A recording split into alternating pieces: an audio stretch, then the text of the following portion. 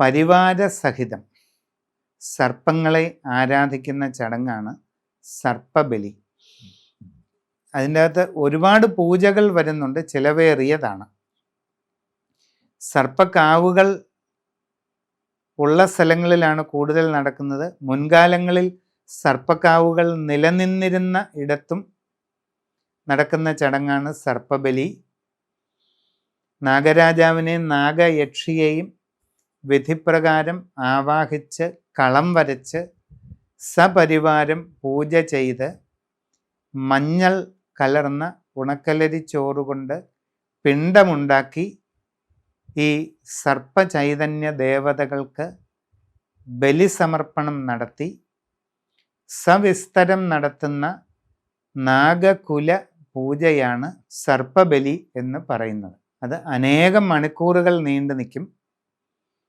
വളരെ സവിസ്തരം വൈകുന്നേരം ചെയ്യുന്ന ഒരു പ്രത്യേക പൂജാകർമ്മമാണ്. കഠിനമായ സർപ്പദോഷങ്ങൾക്ക് പരിഹാരമായിട്ട് ചെയ്യുന്നതാണ്. അനേകം കർമ്മങ്ങൾ കൊണ്ട് തീരാത്ത സർപ്പദോഷങ്ങളുള്ള കുടുംബങ്ങളിൽ, സർപ്പബലി നടത്തിയിട്ട് പോലും ഫലമുണ്ടാകാത്ത കുടുംബങ്ങളിൽ, സർപ്പക്കാവുകളിൽ, സർപ്പക്ഷേത്രങ്ങളിൽ നടത്തുന്ന വളരെ അത്യപൂർവമായ, അതീവ അപൂർവമായ ഒരു ചടങ്ങാണ് അഷ്ടനാഗേശ്വര ബലി. അപ്പം അതെന്താണെന്നറിയണം. അഷ്ടനാഗങ്ങൾ ആരാണ്? അനന്തൻ, വാസുകി, തക്ഷകൻ, കാർക്കോടകൻ, ഗുളികൻ, ശംഖൻ, പത്മൻ, മഹാപത്മൻ. ഈ 8 നാഗദേവതകളാണ് അഷ്ടനാഗങ്ങൾ. ഈ 8 നാഗങ്ങളെയും ഈ അഷ്ടനാഗങ്ങൾക്ക് നാഥനായി നാഗനാഥ മഹേശ്വരൻ അഥവാ തിരുനാഗേശ്വര സങ്കല്പത്തിലുള്ള പരമശിവനെയും ചേർത്ത് അത്യന്തം സമഗ്രമായി കളം വരച്ച് അനവധി നിവേദ്യങ്ങളോടുകൂടി വിപുലമായി ചെയ്യുന്ന ഒരു പൂജാകർമ്മമാണ് അഷ്ടനാഗേശ്വര ബലി.